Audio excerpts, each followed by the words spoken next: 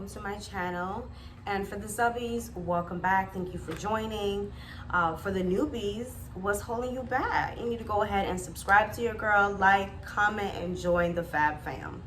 Now tonight, I'm not even gonna hold y'all. I got a fun, exciting video.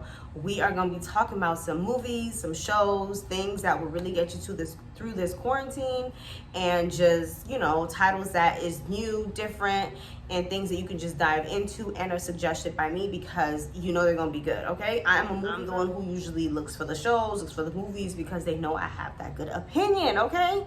So I'm not gonna steer you guys wrong. Let's jump right into these titles. All right, so the first one, I got my notes like always. All right, so the first, number one, I have Little Fires Everywhere. I'm gonna go ahead and insert the flyer right here. This is how it looks. It is starring Reese Witherspoon and Kerry Washington, and I believe Kerry Washington does direct some of the episodes. But this show is a really good. Like, I had to stop watching it and read the book because I heard it was a book first and they're just doing it from the book. So I'm like, okay, I have to read the book because I know that it's gonna be even more detailed. And the book was even better. They're both really good. So if you want a good book to get into, definitely read Little Fires Everywhere. This show really tackles a lot of issues all in the short, I think it's only 8 episodes. It tackles a lot of issues. Like it goes through racial tension, white privilege, motherhood, infidelity, lies, and huge secrets. Like the secret that comes out at the end, I was not expecting that. Like, it was so unique and something that I haven't seen before, and it was really good. And you really feel for the teenage characters. Like, the teenage characters really, you feel when they hurt, and you just connect with them. I really like that about the show. And it poses a question. It poses this question. And y'all tell me in the comments how y'all feel about it. If y'all watch the show, it'll definitely elaborate on it more and go more into detail. But I'm just gonna pose a question right now, and y'all let me know what y'all think. So the question is, do you think that a rich mother, a rich woman is a better mother than a poor woman? Like, the show really goes deep into that question. Like, who is deserving of a child? Is it a person who is able to afford the child, able to afford the cost of raising the child? Or is it someone who, you know, loves their child? Like, is it love or money that raises a child? So it definitely poses that question, and it really has you thinking like, ooh, for me, I know what side I was on. So after y'all let me know, we'll definitely get into the conversation, okay? So number 2, I have Killing Eve.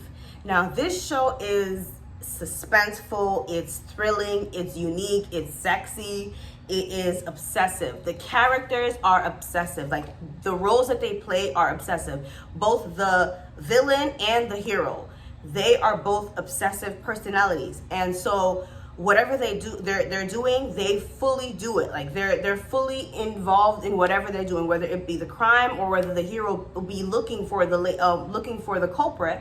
So, or for the villain. So it's like a cat and mouse. It is very, like, it just captivates you from the moment you watch it. This is definitely a show that you can watch with your man. He is gonna like it because it is just so unique, and it has action, it has thriller, it has you thinking like, is this detective gonna catch this person? What is gonna happen? Like, and this villain, she's just outlandish, okay? She's outlandish. I never seen a villain like this. In her role, the character, the actress plays it. The acting in this show is A1, and it's on point. You're really gonna like this show, and definitely check it out.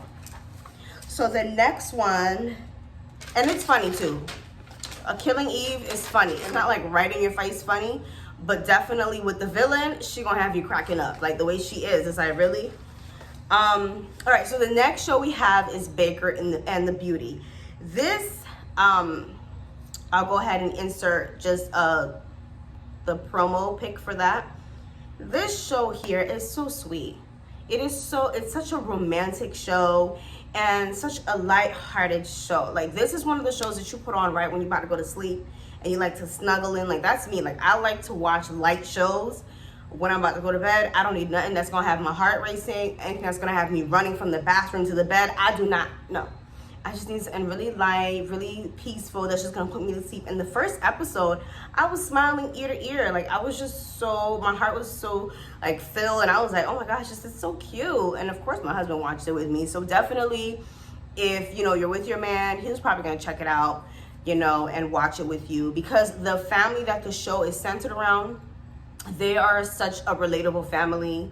And you believe that they're, you know, you believe when they're going through their issues, you believe when they're fighting. It's such a passionate family, a passionate show, and you're really gonna like this. This is for the romantics out there who don't want to take, you know, watching shows or watching a movie too serious. Just something really light. Yeah, you're really gonna like this one if that's you. And now we're gonna get into Queen Sugar. So I looked it up.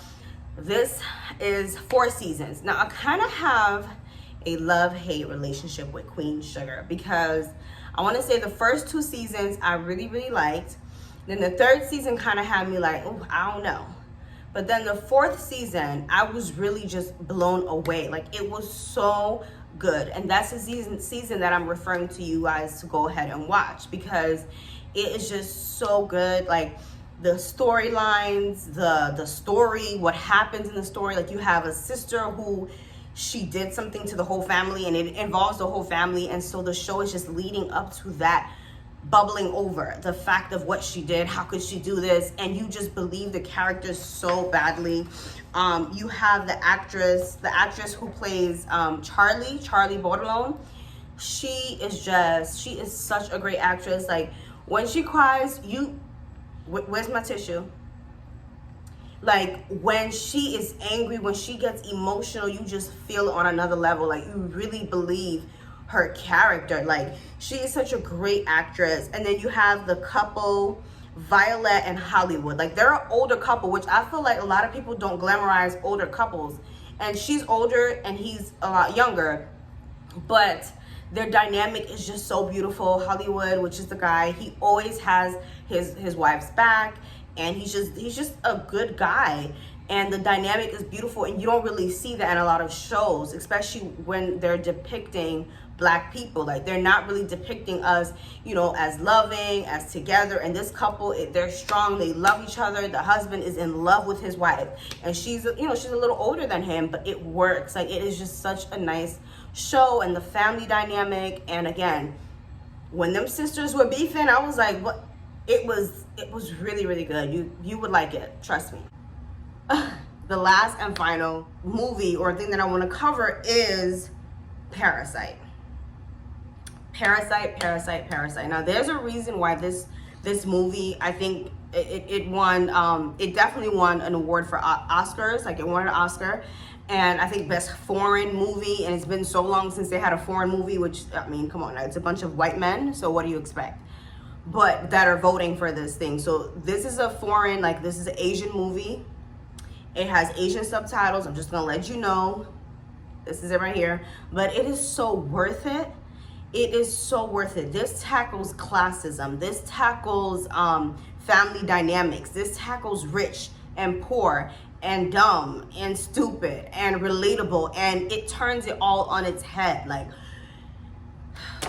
there's a scene in the movie where the dad is driving the character, the one of the rich ladies, home, and just her perception, how rich people, how they really live in a bubble. Like, they don't really understand what the average person goes through, what the average person struggles with, and what the average person is risking to work for them, what they have to do before they have to get to work. Like, I remember I had a job, and it started at, this is a side note, but it started at 7 a.m. It's bus ride. And it was just so stressful. And then you get to work, which there's really no excuse, but people just don't even think of what did this person go through this morning before they had to be here.